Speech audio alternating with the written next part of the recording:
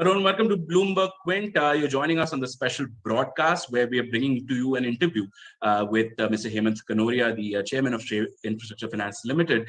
Mr. Kanoria is joining us a day after the Reserve Bank of India announced that it is going to supersede the boards of SREI Infrastructure Finance Limited as well as SREI Equipment Finance Limited, and is going to appoint an administrator and eventually take both of these companies to insolvency. As part of the statement, the RBI has said that there were concerns it had with respect to governance and with respect to the way finances were stacking up at both these firms. Mr. Kanoria, welcome to this conversation. Let me first get a sense of a reaction from you as to what has happened since last evening that the Reserve Bank of India made this announcement. See, actually, we have all been surprised because we had moved last year anticipating that there would be a mismatch in the cash flows because of the COVID situation, which was very severe, especially for the infrastructure players and infrastructure companies. I've never seen this kind of a situation in the last so many decades of being in business and in the infrastructure sector.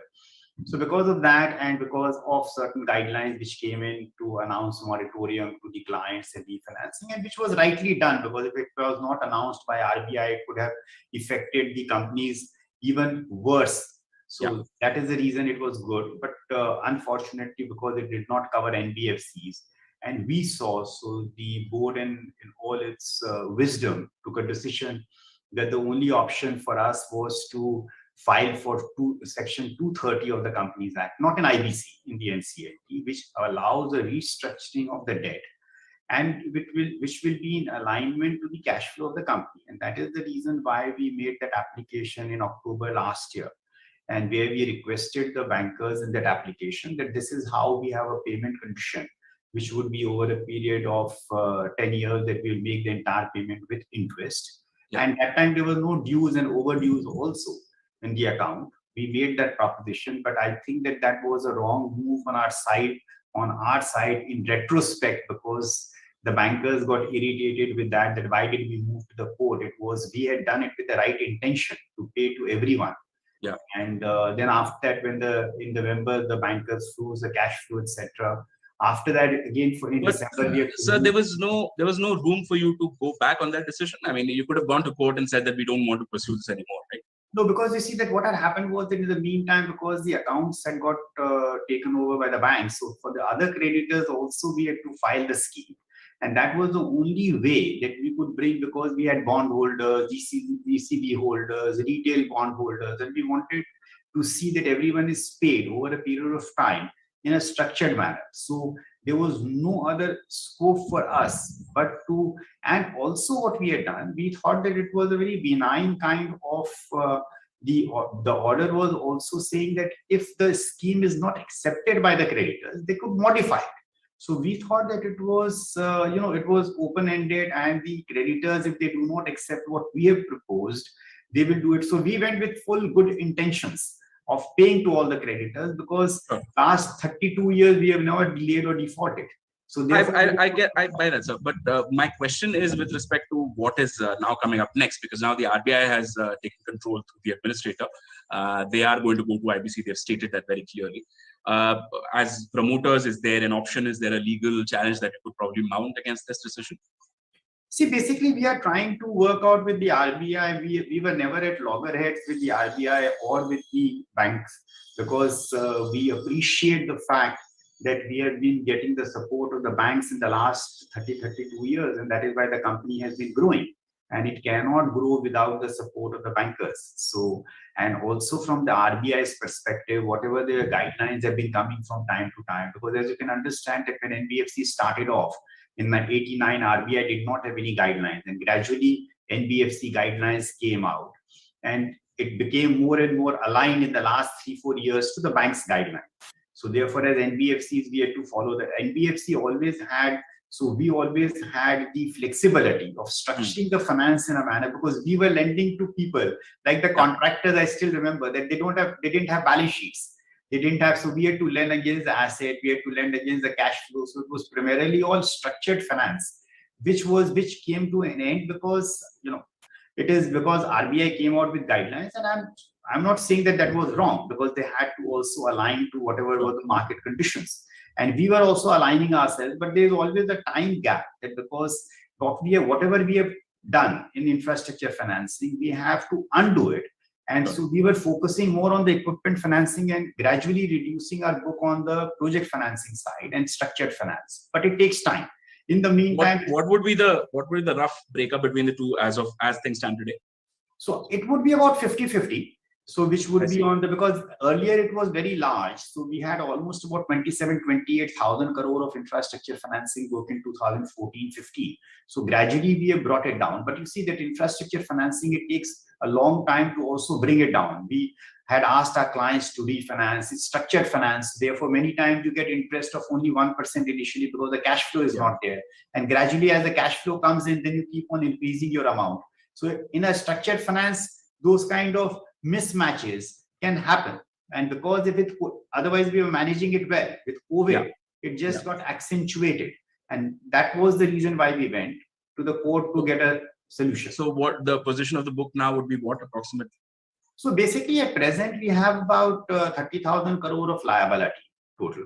20,000 of the banks approximately, and about 10,000 of ECBs and NCDs, etc., which is there. So that is the total liability. And the book also, whatever we have on the asset side, if proper recoveries are done, we are sure that in the next few years, we will be able to recover to be able to repay the debt. And that is the reason why we had given this scheme in the NCLT to repay from the recoveries. And in the last 10 months, in spite of all the problems, we have been able to collect 3,000 crore, which has been paid to the bank. So therefore, it is not that we are not being able to collect. The teams but that 3,000 crore was actually taken by the banks, right? It's not like the company paid it. It was under the bank's control from the beginning. But always, because the collections always comes into the bank accounts only. So but you don't have any rights over that money. Yeah, that is it. So because basically it was in an escrow account. So therefore the money came in and the banks have distributed it accordingly in the pattern which they had felt appropriate. So just for clarity's sake, I'm saying that currently the infra book is about 28,000 crore. Is that the number that we're going with, or is there a reduction in that number? No, that is basically the total book which you're talking about. 28,000 crore is the total book. Yeah, about 30,000. So matching the asset and liability. So roughly 30,000 crore would be the asset base. Of that, infra would be what, 28?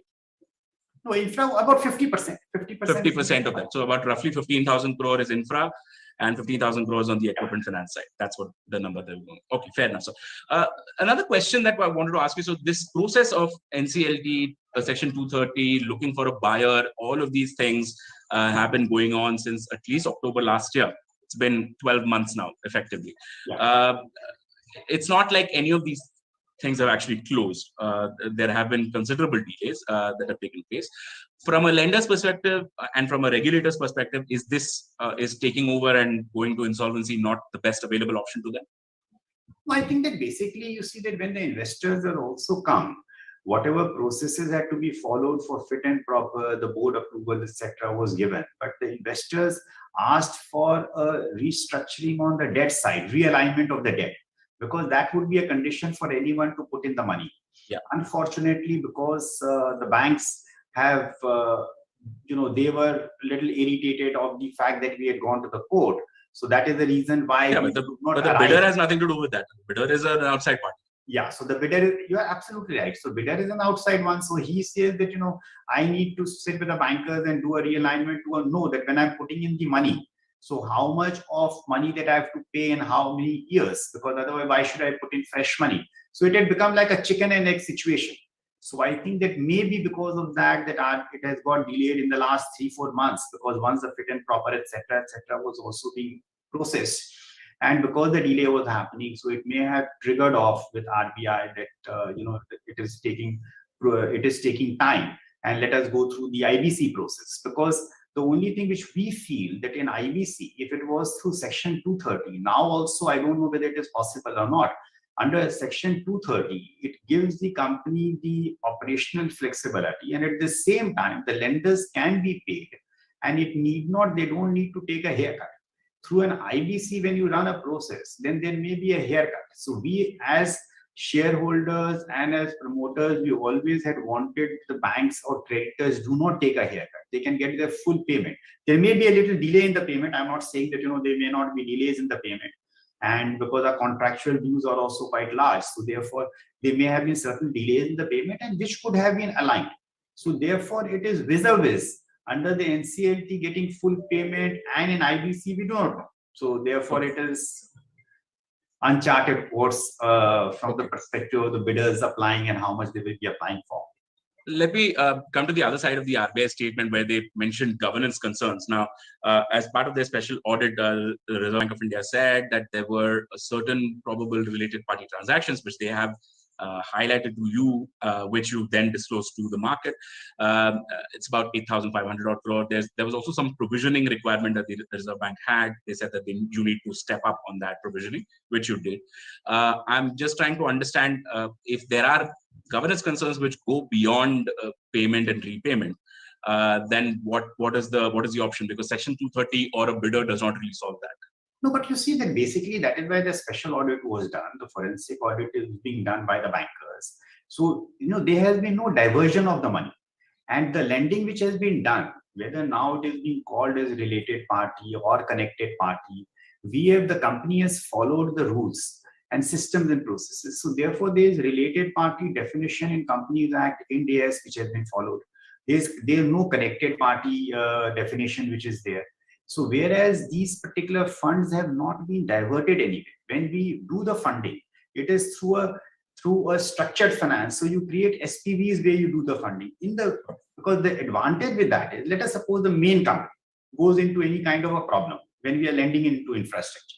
When we have lent to an SPV, at least that SPV gets insulated, because then our cash flow and the asset is there, which we can either sell it to someone, the asset, or the company itself can be sold to someone. And we have been continuously doing recovery through this mechanism over the last 10-20 years. So it is nothing new. But I'm not saying that because RBI guidelines have changed, so therefore they wanted that this should be disclosed as probable connected party, which we have done. So that does not mean the recovery will not happen. The recovery is definitely going to happen from these. Where the recovery is better. You will not believe it, in the last 2-3 weeks back, there was one company which has gone bankrupt, which is an NCLT. But because of this structure which we had created for SPV, we have been able to get the money. Okay. Our company has been, there's many examples of this on an ongoing basis. So this is nothing. So you're confident that this 8,500 odd crore that the RBI had flagged would come back in full? Yes, definitely. They are fully secured by assets. It may be because of the delays which have happened. And the money is not, it's not that the money has flown away anywhere. These are assets which have got created, and it may take some time for the money to get realized. And that is what happens in the NBFC. You see that basically today, if the banks are also asked that some of the assets you pay immediately, they will not be able to do it. So there is a little bit of a mismatch, both on the liability and asset, because the liability also keeps on, like banks are taking deposits and then they're lending for 1 year, 2 years, 5 years. Where the deposit 10 years, where the deposits may not be for that longer tenure. So the liability and asset both keep on going on. There can be a mismatch sometimes. So therefore, this mismatch would not have happened if COVID was not there. So there is a forensic audit that is going on. I mean, it's mostly close to completion. That was initiated by the lenders through KPMG. Considering that the lenders went to the RBI and sought this kind of a move, would you say that they have any inkling that probably this forensic audit is not going to be favorable to the company? We do not know, because we are not privy to that forensic audit, because it is being done by the auditor and the bank. We have been cooperating. The company has been cooperating now since yesterday. I'm not the chairman, so it has been superseded. So I'm just speaking to you as a normal citizen. No, but till yesterday, sir. And the question is still as of Monday. I'm just we are shareholder in the company. Yeah. But are you confident that report may not really throw up any kind of a problematic transaction, considering that you have faith in your book? See, we have not done anything which is wrong. We have in the last 30, and we are a very, very process-oriented organization. We have a board, which is a very strong board. We have team members, professionals who are there in the company who understands the business. You see that because infrastructure financing or equipment financing is not something which everyone understands. So we have team members who have that understanding. If you ask me that you have the understanding also, my understanding is also limited, because the professionals who are there, they understand the nuances of financing infrastructure, of the cash flows, of the security, etc. And so we are a very, very process-oriented organization. Okay. So in your assets of about 30,000 odd crore, what portion is, the RBI requires you to classify it as stage 2, stage 3, assets which are pending repayment.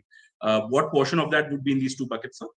So basically, you see what has happened is, as I mentioned, that because of the guidelines and because of RBI's dictate that a large number of assets will be provided, because that was the requirement. So therefore, in the month of March 31st and 30th June, there has been a substantial provisioning which has been done. I don't remember exactly the figures now, but there has been a substantial provisioning which is done. But the contractual dues from the clients and the asset which is there is much more than the liability.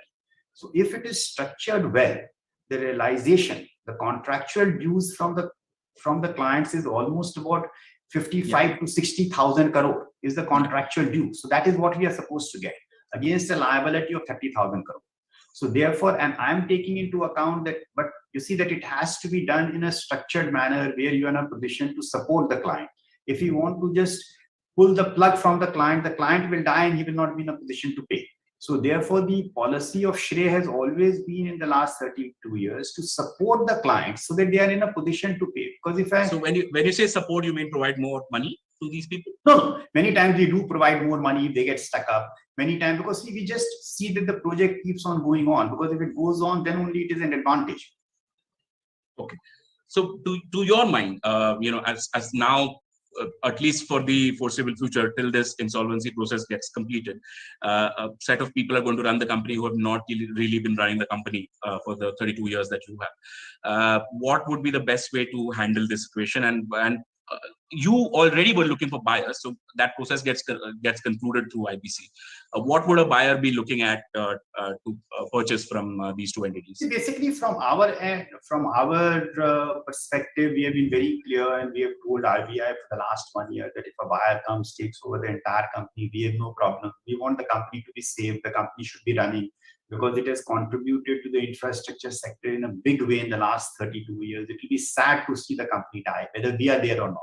Today also, we are committed to support the RBI, the administrator, everyone to see that whatever is in the best interest of the company, though we may not be there, but we are still shareholders. But my shareholding is not much more important. You see that you get basically emotional about your child. So this is almost like my child. So, it is right from the beginning when we started in 89, financing infrastructure, growing infrastructure, and contributing in the best possible manner for the national interest. We have done that. So it will be sad to see that it just flounders and dies. So we are very happy to support in any manner whatsoever to the bankers, to the lenders, to the administrator, to everyone. Would you look at the legal possibility of entering the fray as a potential bidder? Because I'm not entirely sure if Section 29A applies to you or not. So we have not evaluated. It's too early, Vishwanath, to answer this at this juncture because it's not even 24 hours. Yeah. This decision of RBI has come. So it is still, we are also trying to just get acclimatized to it. Okay. So that's something that you will probably look at, talk to your legal advisors about. We will see when RBI is coming out with. So as I said, that at present, we have been fully cooperating and we are in a fully cooperative mode to see that a resolution happens. The employees do not suffer. The employees are secured and safe. The customers don't suffer. We have 80,000 customers. We have bondholders of 90,000 shareholders. So that our interest is to protect and see that if we can take care of their interests. And we come at the last in the pecking order. Okay. There are about 1,500 crore worth of retail debenture holders that have been stuck since last year. They've also been waiting for their payments. What would you say as the promoter of this company, or now promoter in suspension? But what would you say to these bondholders? Very clear. We are very, very sad about it. We have been trying to convince the bankers from time to time that please let us pay to the bondholders. It's small amounts because we have been disbursing this 400 crore, which was just the last 30th September. Also, we had 400 odd crores lying in the bank account, in the current account. So we have been trying to persuade the bankers that please pay to these bondholders because they are retail ones. They are suffering. So, but I hope, there's some way that we could have done it. And that is my biggest, saddest part, which I feel very sad about it, because if I could bring in capital and do it also, it was not possible because, it had to come into the bank account and then it would be at the decision of the bankers. So therefore, my only request to the bankers would be at this juncture and to the administrator to start paying to the bondholders, because this is the saddest moment for me in my life. There was a question of also including a standstill agreement with the lenders. Is that something that you discussed, something that you wanted? No, we basically see this standstill agreement from the perspective that last year, whatever liability was there, there was one discussion which had come about some months back that it could be frozen, the liability as on 28th February before the COVID, and then it will be structured. But now it is very difficult to say what the bankers and the administrator decides. Okay. Lastly, I'll close this conversation with the question of, again, coming back to, was there a way to appease, because you said that the bankers were not happy with you going to the NCLT and getting that order. Was there a way to appease them by going back to the NCLT and seeking a removal of that stay? Probably that could have helped you closing the problems sooner, right? No, so basically, that scheme was rejected and it had the modification also. So we had expected that the bankers will modify it, which would be in the best interest of them and the company. But unfortunately, it did not happen. So in hindsight, everyone gets wiser. So I think that in hindsight, we are also wiser that we should not have gone to the court. But we did not find any other alternative. If we had not gone to the court, then it would have been a bigger problem, because then we would have, as it is, started defaulting to everyone. And it's just that there are multiple other NBFCs in the system who don't really go for Section 230. So, because this is for the first time. Sure. Because unfortunately in SREI, everything we have done for the first time. So this was the first time that someone was going voluntarily under 230 and offering to make the payment of 100% of the money to all the creditors in a structured manner. So there is no one who takes any haircut. But then, you have to just believe. So if that belief is not there, then it is very difficult. We also we are also a lending institution. We deal with our clients and we believe them. And that is the reason why in the last 32 years, we have been able to recover money from so many clients who have been in problems also, but they still come forward and pay us the money. And we are really happy about that. In the morning today, I received a call from a very, very senior person who is one of our borrowers for the last 30 years and a very large infrastructure company. And he just called me to wish good wishes, saying that, you people have supported the whole sector. So everything will be fine. And that was very, very reassuring. The gentleman is almost about 85, but he has been a client of ours for the last 30 years. All right. Thank you so much, Mr. Kanoria, for joining us on this conversation and taking us through some of your thoughts after this Reserve Bank action. And thank you so much for watching. My